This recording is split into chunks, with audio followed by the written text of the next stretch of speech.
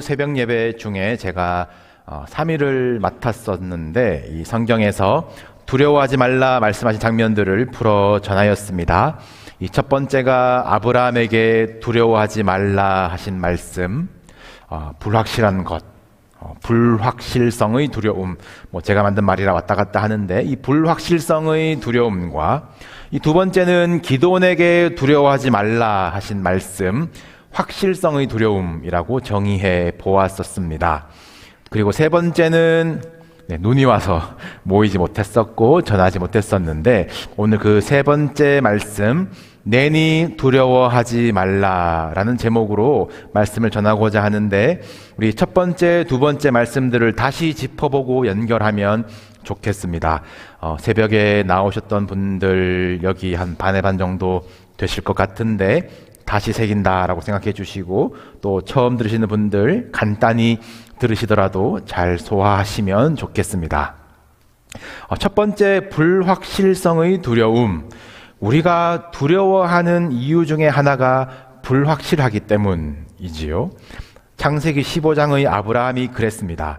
이 확보된 삶의 기반들을 떠나서 이 눈에 아무 증거 아니 배워도 믿음만을 가지고서 따라왔는데 동서남북 땅 주시겠다라는 약속의 성취는커녕 인도하신 그 땅에 기근이 들고 하늘의 별과 같은 자녀는 기별도 없고 되려 아내를 바로에게 빼앗길 뻔한 위기를 겪고 이 롯과의 갈등을 겪고 또 그리고 갈라섰는데 그놈의 의리가 무엇인지 롯을 구하느라 가나안 연합군과의 전쟁에 휘말리게 됩니다.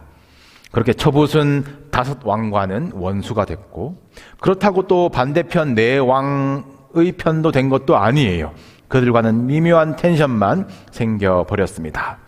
이 두려움에 휩싸여 있는 아브라함에게 하나님이 나타나셔서 두려워하지 말라 말씀하셨습니다. 여기에 대한 아브라함의 이 퉁명한 대답이 그가 가진 두려움이 무엇인지 보여주었어요. 하나님, 저에게는 자식이 없습니다. 그 저질렀던 전쟁 후에 가나안 연합군이 언제 보복하러 쳐들어올까 그 단순한 두려움이 아닌 거예요. 하나님이 저에게 씨를 주시지 않으셨으니 우리 집의 종이 저의 상속자가 될 것입니다. 이 누적된 불안이, 보이는 것 없는 그 불신이 폭발했어요.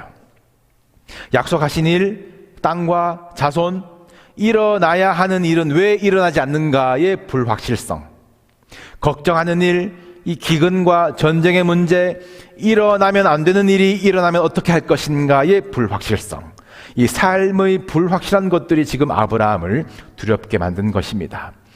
그때나 지금이나 이 불확실성의 두려움에 빠져있는 아브라함과 우리에게 주신 하나님의 말씀이 두려워하지 말라, 나는 너의 방패요 너의 지극히 큰 상급이니라. 하나님이 우리의 방패이시기 때문에 일어나면 안 되는 일은 일어나지 않는다. 하나님이 우리의 상급이시기 때문에 우리가 바라고 기대하는 것보다 귀하신 하나님을 붙들 수 있고 소망을 둘 수 있다. 이것이 불확실성이 주는 두려움에 대한 성도의 믿음이 되어야겠죠. 그러나 또 한편 하나님이 방패십니다, 하나님이 상급이십니다 라고 생각할 여지도 주지 않는 이 확실한 상황의 두려움을 만날 때가 있습니다.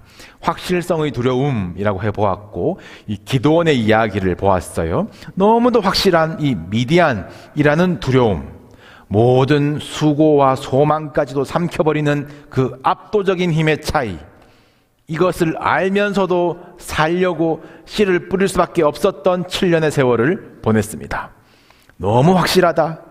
조상들의 하나님은 우리를 버렸다. 이제 이렇게 사는데 익숙해져야 된다. 그 포도주 틀에서 미를 타작하던 므낫세 지파 작은 가문의 작은 사람 기드온이었죠. 하나님의 부르심, 큰 용사여, 그것이 전혀 용기도 위로도 감동도 되지 않게 만들었던 너무도 확실한 두려움, 그의 상황, 그의 배경, 그의 출신, 그의 신세, 그리고 너무나 확실한 대적자입니다. 이 확실성에 눌려있던 기드온에게 하나님은 표적들을 나타내서 그를 인도하십니다. 너가 말로만 듣던 조상들의 하나님이 나야, 두려워하지 말라, 죽지 아니하리라. 죽어야 했던 기드온은 은혜를 체험합니다. 은혜를 경험한 자의 반응, 예배가 그 자리에 세워지는 것이에요. 그래서 기드온은 하나님을 위하여 제단을 쌓고 그곳을 여호와 샬롬이라고 이름합니다. 하나님은 평강이시라. 그 예배 자리에서부터 부어지는 하나님의 평강이 기드온의 그 확실했던 두려움들을 몰아내고 은혜로 사는 사람으로 이끌어가기 시작하세요. 그래서 횃불과 나팔로 이기는 사람이 되는 겁니다. 그렇게 싸우는 사람이 하나님의 큰 용서예요. 인생의 불확실성에 두려워하고 있는 자에게도, 삶과 존재의 확실성에 또 두려워하고 있는 자에게도 동일하게 주시는 말씀, 두려워하지 말라. 이 하나님의 음성이 저와 여러분의 마음을 든든하게 따뜻하게 채워주시기를 소원합니다. 이 두려움이라는 것은 무엇일까요? 뭐 실체가 있어가지고 어이 저리 가라 용감하게 대하면 사라질까요? 아니면 우리 안에 어떤 감정과 허상에 불과해서 마음을 세게 고쳐먹으면, 정신력 무장하면, 테라피 받거나 약의 도움을 받으면 그 증세를 낮출 수 있을까요? 정답을 내리거나 분류를 할 수 없을 것 같습니다. 이 각각의 방법이 효과가 있는 것도 사실이지만 끝내 떨쳐낼 수 없다는 사실도 분명하고, 철학적인 문제이기도 하면서 동시에 현실적이고 실제적인 문제이기 때문입니다. 돌아보십시오. 작년에 여러분들을 두렵게 만들었던 것은 무엇입니까? 치열하게 이겨내셨을 수도, 아니면 또 시시하게 그냥 지나갔을 수도 있으실 것이고, 혹시 아직까지 나를 괴롭히고 있는 문제일 수도 있습니다. 작년의 두려움이 과거형이 되신 분들, 그럼 현재는 두려움에서 자유하신가요?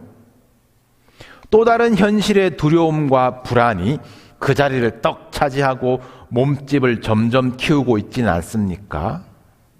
마치 두려움과 불안이 없으면 뭔가 허전한데, 뭔가 잘못된 것 같은 느낌적인 느낌, 내가 아니라는 것, 모르고 있는 것 아닌가, 또 다른 불안거리를 찾아서 내 맞은편에 둬야 정상인 것 같은 삶, 두려움 중독, 불안 중독에 살고 있는 현대인들입니다. 저의 개인적인 불안과 두려움이 왜 없겠습니까만, 조금 대중적인 기억을 공유해 보자면 군대에서의 두려움과 불안이 떠오릅니다. 해안 경계부대였는데 저 시커먼 바다에서 특수부대가 올라오면 어떡하지? 북한이 쳐들어오면 어떡하지? 부터 시작해서 이 실탄과 수류탄이 이 손에 닿을 곳에 있는데 잠이 오나? 라는 그 걱정들, 불확실성의 두려움이라고 할 수 있을까요? 괜한 걱정입니까? 그러다 제 군생활 3년 차에 기억하시나요? 천안함과 연평도 포격 사건을 군인 신분으로 겪었어요. 불확실성이 순식간에 확실성으로 둔갑하더라고요. 괜한 걱정이 괜한 게 아니라 언제고 실체가 되더라 느꼈습니다.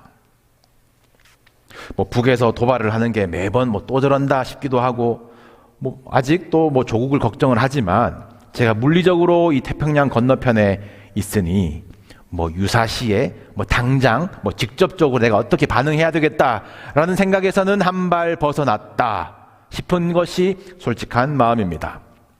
그럼 저에게 이제 두려움이 없을까?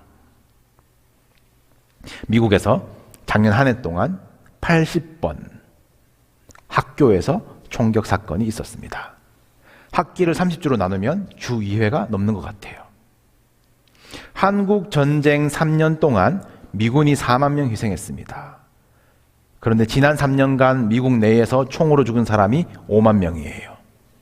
이 정도면은 내전 상황 아닙니까? 저도 요즘 세미나 가면은 모임 전에 꼭 그런 상황에 대한 교육을 받아요. 어디로 가라, 잠궈라, 어떻게. 아마 우리 자녀들도 오리엔테이션 때 총격 대응 방법을 교육 받을 겁니다. 가방도 방탄 가방이 유행한다고 그러던데. 목사님, 걱정도 많으셔. 괜한 걱정하지 마세요. 라고 하기에는 이 불확실한 두려움이 언제 확실한 현실로 우리 눈앞에 벌어질지 어떻게 할 수 있어요? 그냥 기도할 수밖에 없는 현실을 살아가고 있습니다. 총은 힘으로 제압한다 칩시다. 음란과 삐뚤어진 성 정체성과 마약은요. 한국인 20, 30대 사망 원인 1위가 자살입니다. 40분에 1명씩 자살한대요. 지금 예배 시작하고 2명 죽었습니다. 내 주변에는 없다고 불확실한 것이 아니에요. 우리 자녀들에게는 이미 너무도 흔하고 확실한 두려움입니다. 이 공공의 두려움을 우리가 예로 들었지만 저와 여러분 속에 있는 그 개개인의 두려움들, 미래에 대한 불안들 우리 끄집어내지도 못하잖아요. 먹고 사는 걱정들, 인정받을 수 있을까, 사랑받을 수 있을까, 만나고 갈등을 해결하는 것, 내 건강을 지키는 것, 죽으면 어떡하지, 아니면 어떻게 잘 죽지. 우리의 삶은 정말 두려움으로 점철된 것 같습니다. 현대인들이 내면에 대해서 공부하며 돌아보기 시작한 것이 마음을 건강하게 하고 있는 건지 오히려 엄살을 부추기는 건지는 모르겠고, 정보가 넘치고 소식이 하도 빨라서 두려울 것이 더 많아진 시대, 뭔가 두려워야 뉴스거리가 되는 것 같은 시대가 아닌가. 코로나 시대 때 배웠죠. 어디서 몇 명 걸렸고 몇 명 죽었다더라. 괜히 숫자로 보면서 두려움을 키웠던 경험을 우리는 같이 지나왔습니다. 끊이지 않는 이 두려움에서 자유로울 수 없다라는 것은 현대인뿐만 아니라 2000년 전 예수님 바로 옆에 있었던 이들에게도 별 차이는 없는 것 같아요. 오늘 본문의 예수님의 제자들은 바다에서 두려워하면서 고생하고 있습니다. 이들의 여정들을 한번 돌아보실까요? 오늘 6장을 읽으셨는데 그 앞에 쭉 나오는 이야기들이 예수님이 제자들을 부르시고 데리고 다니시면서 온갖 병자들을 고치시고 죽은 야이로의 딸도 살려내시고 또 제자들을 전도하러 보내시는데 권능을 주시거든요. 권능. 제자들이 다니니까 귀신들이 쫓겨나고 병자들이 고쳐나고 대박이 터졌어요.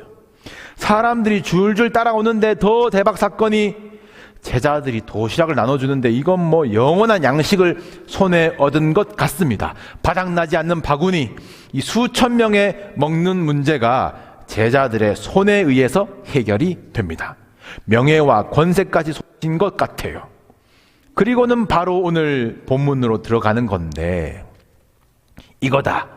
이제 걱정 없다. 먹고 사는 것, 몸 아픈 것, 귀신, 죽음까지도 해결됐고 인정받고 싶은 욕구까지 채웠다. 사람들의 환호를 보아라. 이제 불안하고 두려울 것이 없다 싶습니다. 그런데 이 사건을 보도하는 복음서들의 동일한 기록은 오병이어 기적 직후에 예수님은 제자들을 재촉하셔서 배 태워서 바다 위로 보내버리시는 거죠. 그리고 예수님은 기도하러 산으로, 제자들은 예수님 없이 바다로 가게 됩니다. 예수님이 가라고 하신 것이고요. 바다는 제자들이 누구보다 잘 알아요. 그런데 제자들은 두려움 가운데 있습니다. 힘겹게 노를 젓고 있어요. 귀신을 쫓아내는 권능을 받았으면 뭘 합니까? 유령이다, 귀신이다 벌벌 떨면서 두려워합니다. 방금 떡 떼시던 일, 인생의 큰 걱정거리가 해결된 것 같아선 은혜는 그냥 사라져버렸고 몇 시간 만에 지금 그 마음이 분하여 졌음 이러라 라고 해요. 오늘 본문을 조금 건조하게 보자면 제자들이 두려워하는 이유는 바람이 거스름으로입니다. 바람이 거스름으로 역풍을 만나서 두려워하고 있어요. 노 젓기가 힘들어요. 예수님이 가라고 하셨는데 아닌 것 같아요. 예수님 만나고 승승장구 해왔지 이런 일은 없었어요. 충격적인 것은 오늘 본문 2장 앞 4장에서 제자들은 배에서 광풍을 경험했거든요. 배에 물이 가득하게 되었더라, 제자들이 죽게 되었다라고 난리를 치는데 또 그 상황에서 베개를 베고 주무시던 예수님도 대단하고, 아무튼 제자들은 광풍을 이미 경험했고 어떻게 해결하는지, 너희는 왜 믿음이 없니? 광풍을 잔잔하게 하신 예수님도 보았습니다. 제자들, 우리들의 삶을 두렵게 만드는 것이 이 광풍이 아니라 거스르는 바람, 역풍이 아닐까요? 다 좋았는데, 다 해결됐었는데, 은혜 충만하다 싶고 배 부르고 이제 예수님 임금 삼아서 나라를 세운다 싶었는데, 예수님은 왜 재촉하셔서 그곳을 떠나게 하실까? 왜 해질녘에 등 떠밀어 배 태우시고 건너편에서 만나자 하라고 하시나? 좋습니다, 주님. 그 말씀하신 대로 가겠습니다. 그런데 바람이 거슬러요. 역풍이에요. 순풍 주시면 안 됩니까? 거스르는 바람에 힘겹게 노를 졌습니다. 해 지기 전에 탔는데 밤 사경까지, 새벽 3시거든요. 이게 피곤해서 힘이 드는 건지, 역풍이 기분 나빠서 힘이 드는 건지, 광풍을 만나서 죽을까봐 두려워한 그때와는 다른 두려움. 거스르는 바람이 짜증이 나서 이게 맞는 건가? 내가 지금 뭐 하는 건가? 복잡한 생각에 빠져있는 제자들의 얼굴이 저는 그려집니다. 예수님은 이 시간에 혼자 산에 계셨어요. 약간 밸런스 게임 같은데, 여러분들 밤에 혼자 산에 있으시겠어요? 아니면 풍랑 있는 밤바다에 어부들이랑 있으시겠어요? 누가 더 무서울까? 네. 예수님이 제자들을 보세요. 다른 복음서에는 제자들이 이 심리 2.5마일 정도는 이 노저어서 간 걸로 나오는데, 바다 한복판에서 낑낑거리던 것을 예수님이 뭇해서 보십니다. 아이고, 우리 제자들 저러다 죽겠구나, 긴급구조 출동이다, 급하게 바다 위로 걸어서 오신 것이 아닌 것 같아요. 오늘 본문은 밤 사경쯤에 바다 위로 걸어서 그들에게 오사 지나가려고 하시매 라고 합니다. 예수님은 지나가려고 하셨어요. 지나가려고. 목적지는 약속했으니까 나는 먼저 갈게, 너네 와라. 다만 예수님은 바람도 바다도 파도도 간섭받지 않는 분이시고, 제자들은 거스르는 것이 많은 인생들이라는 의미의 차이 아니겠습니까? 예수님은 왜 지나가시려고 하셨을까요? 이 일이 죽을 일이 아니라는 것, 마침내 목적지에서 우리는 만날 것, 너희에게는 이 역풍을 이겨낼 만한 힘이 있다는 것을 아시기 때문에 지나가시려던 것이지 버리시는 것이 아니죠. 이 거스르는 바람이 우리를 얼마나 불평하게 하는지, 마음을 둔하게 하는지, 광풍을 잔잔하게 하시고 죽은 자를 일으키시는 예수님을 알아보지 못하게 만듭니다. 유령인가?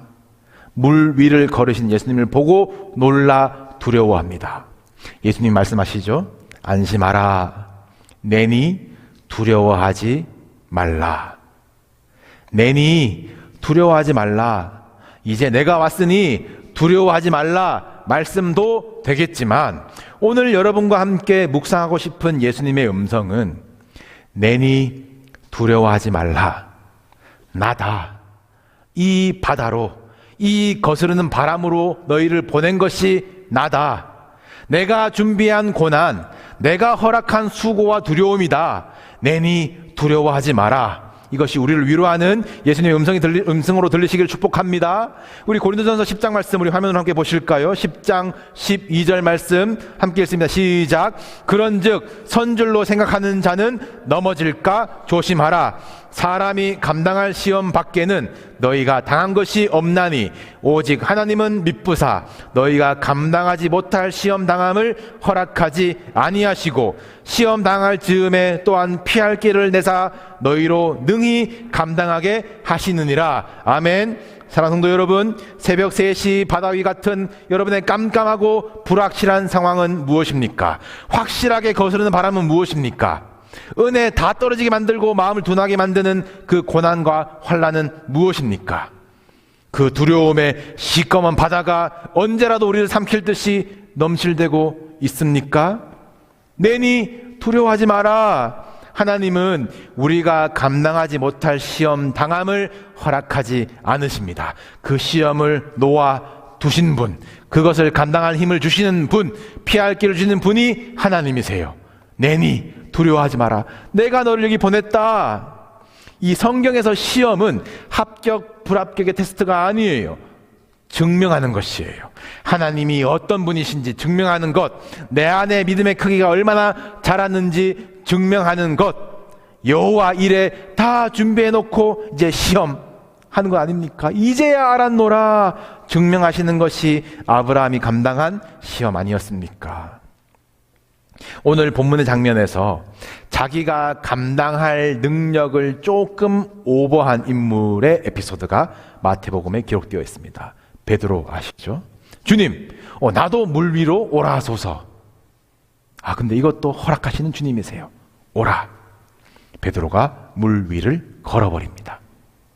그런데 베드로가 바람을 보고 무서워 라고 기록되어 있어요. 바람은 어떻게 볼까? 바람 소리일까요? 이 파도일까요? 그리고 베드로가 물에 빠지는데 표현이 특이합니다.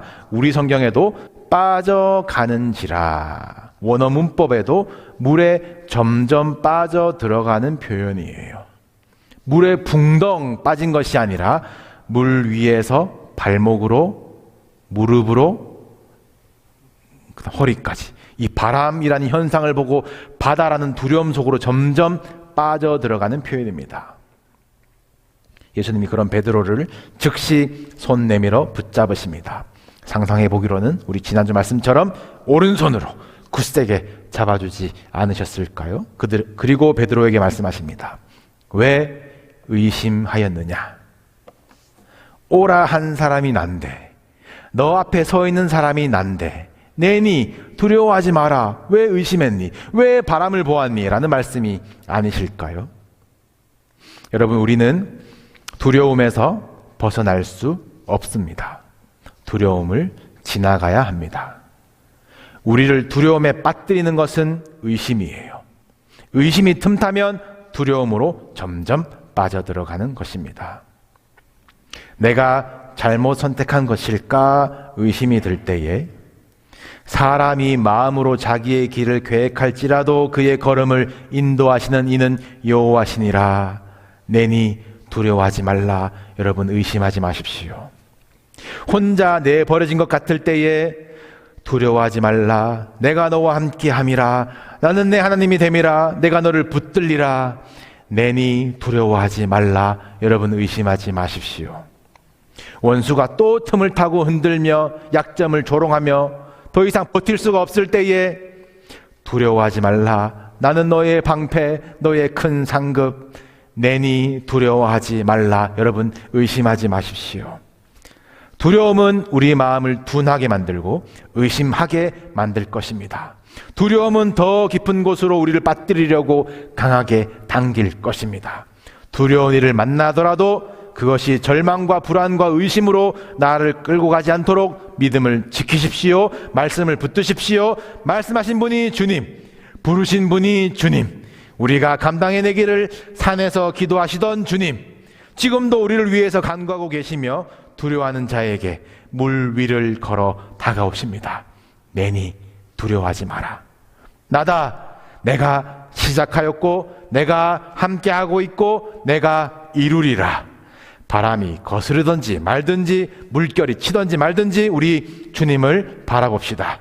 우리 올해도 말씀 붙들고 주님 기도하신 것처럼 기도하면서 우리 두려움의 바다를 지나갑시다. 주님이 밟으신 두려움, 주님이 평강의 왕으로 우리 배에 들어오실 때에 우리는 샬롬, 이 두려움을 넘어서 주와 함께 목적지에 도착할 것입니다. 주님이 우리와 함께 하십니다. 우리 함께 찬양하시겠습니다. 찬양하실 때에 내게 허락하신 시련을 통해 나의 믿음 더욱 강하게 자라나고, 누가 이 시험을 허락하셨나? 내니 내가 허락했어. 두려워하지 말라. 내니 두려워하지 말라. 우리 말씀 기억하시면서 함께 찬양을 고백하겠습니다.